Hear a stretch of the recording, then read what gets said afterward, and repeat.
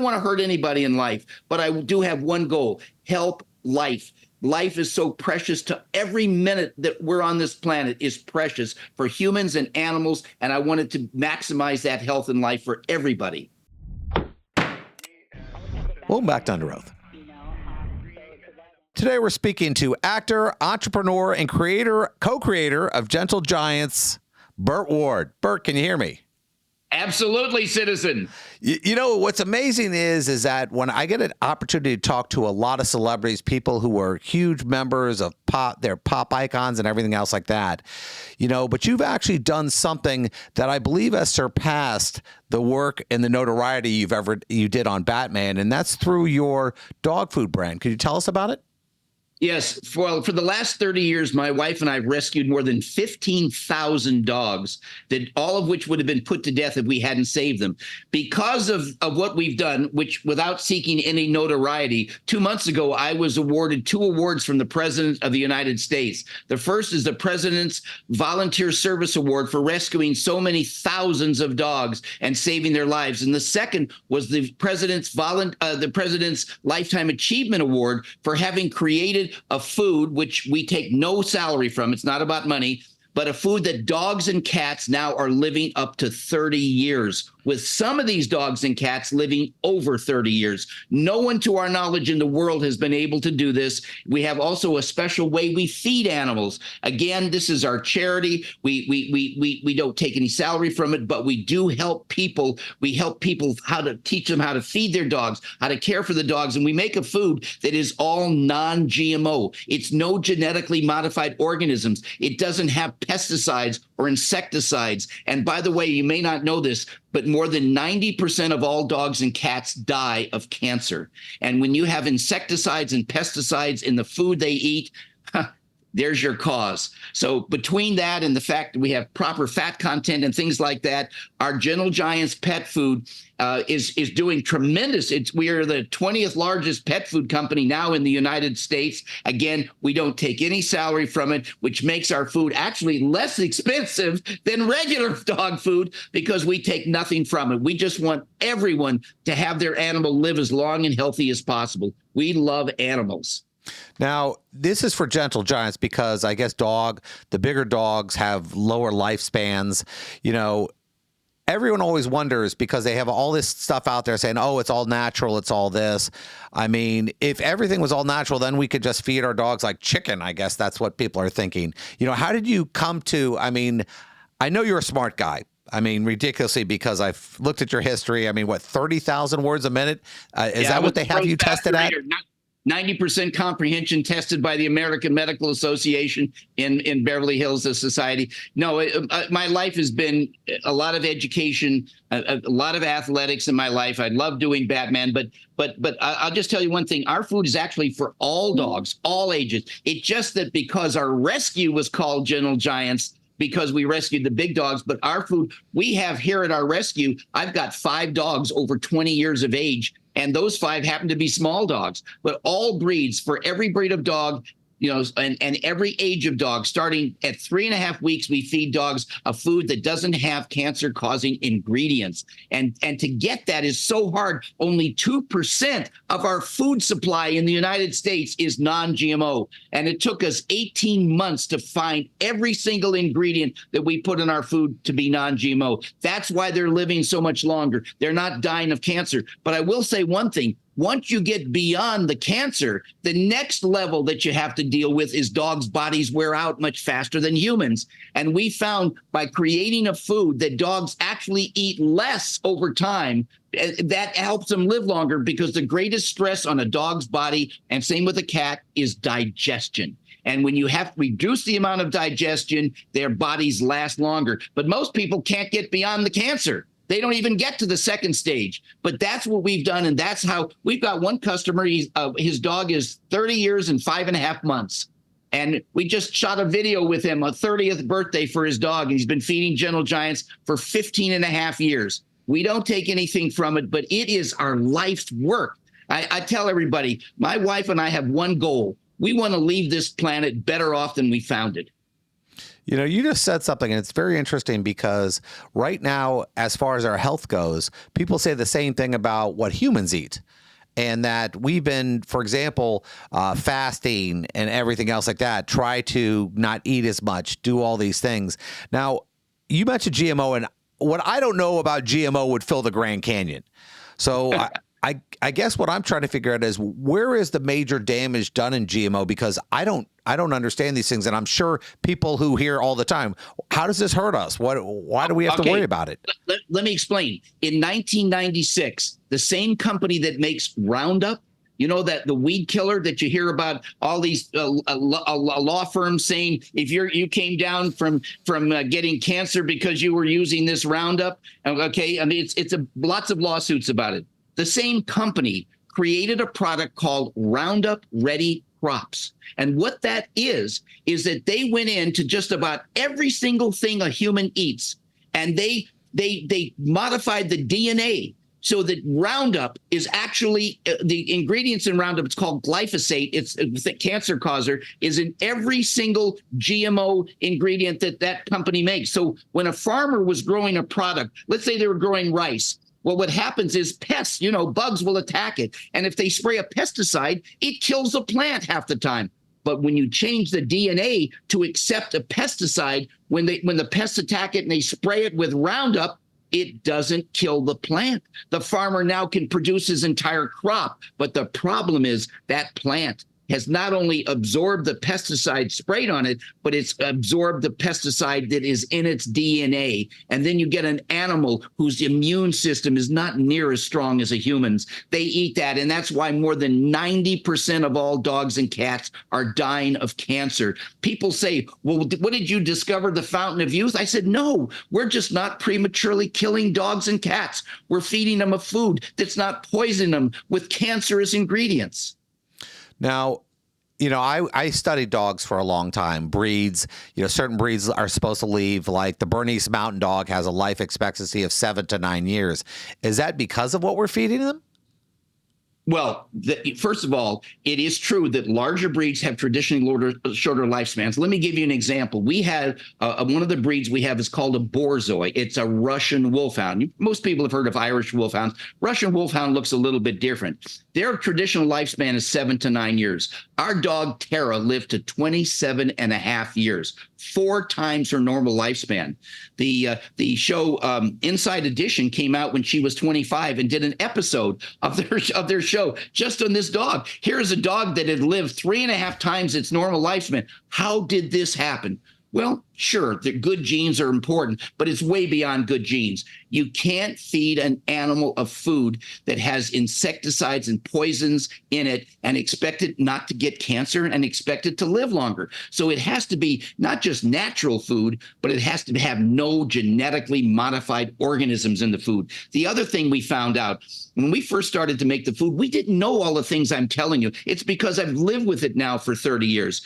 But pet food companies put lots of fat in food. I tell people, you want to know the difference between Gentle Giants and every other food? Go pick up a few kibbles, rub them in your fingers. You're going to feel a slightly greasy feeling. What is that? That's animal fat. Why is it there? It was sprayed on food to make animals eat more food to make you buy more dog food. There is no benefit other than getting them to eat more food. And people say, well, just a little bit of fat. Why is that such a bad thing? I said, would you take bacon grease and pour it down your garbage disposal? Of course not. It would ruin it. I said, when you realize that animal fat will ruin a metal garbage disposal, what do you think is happening to the arteries and intestines of a dog when every bite, every kibble, every meal is encapsulated in animal fat? We're prematurely killing dogs in America. They don't have to live such short lives. We didn't discover the fountain of youth. We're just not prematurely them. We're letting them live longer and healthier. And we've got right now 5 dogs over 20 years of age here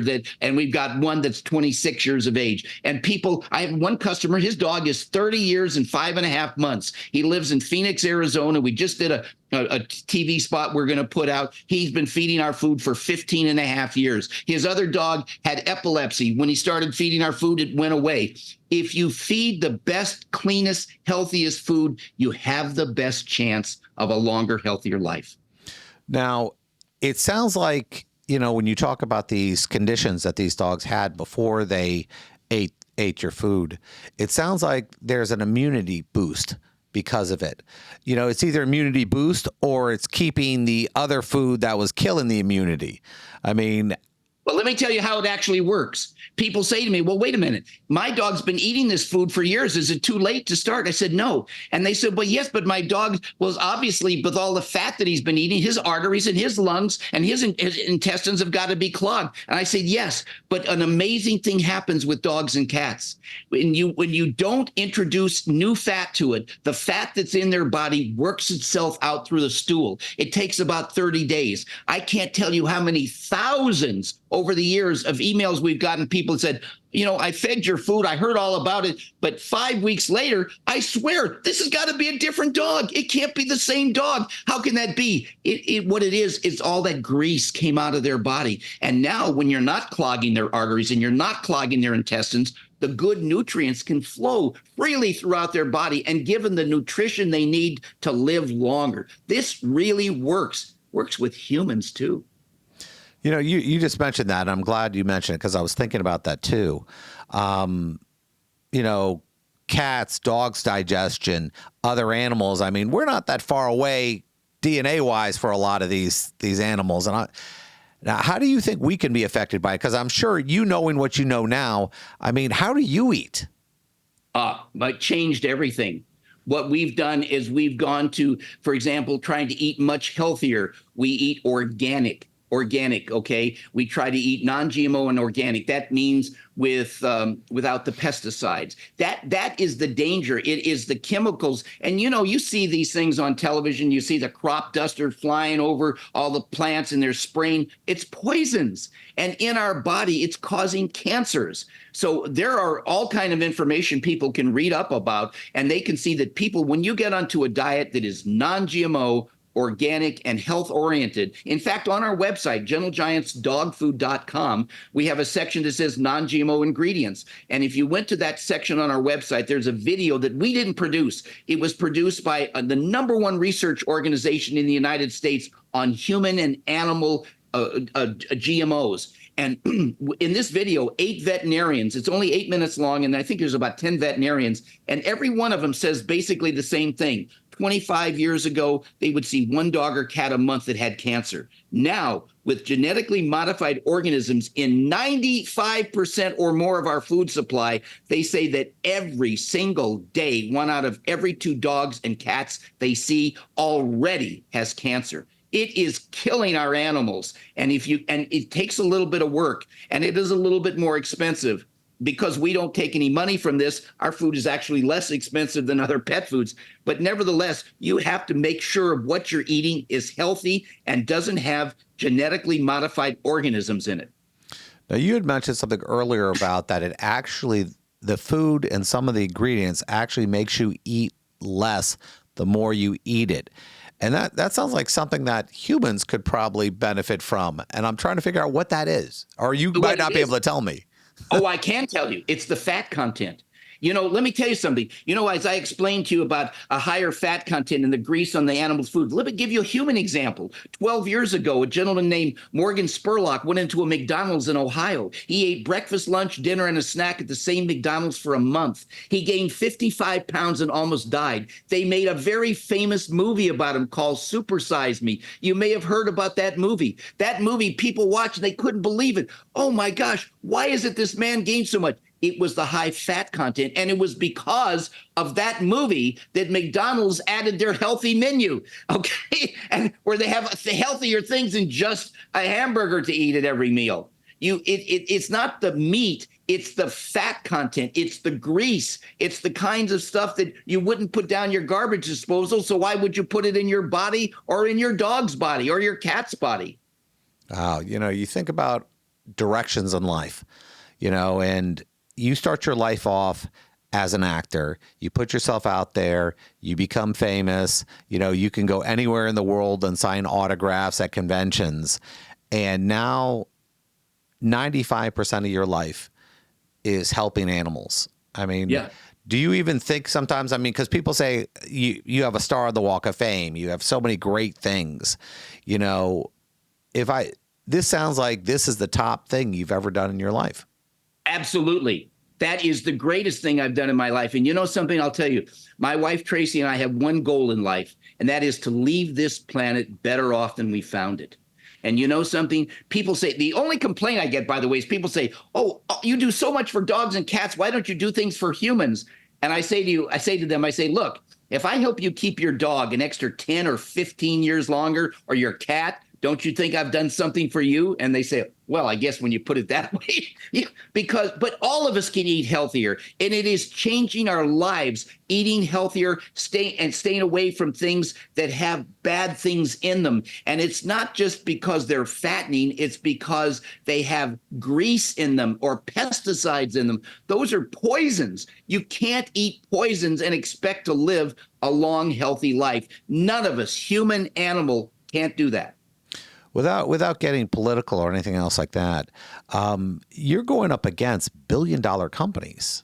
I mean, I can't even imagine what they throw out there to discredit you or try to keep people from. I mean, you know, I'm not mentioning the big names, but these are ridiculous producers. Exactly. But you know something? They leave us alone, because I'm not really attacking them.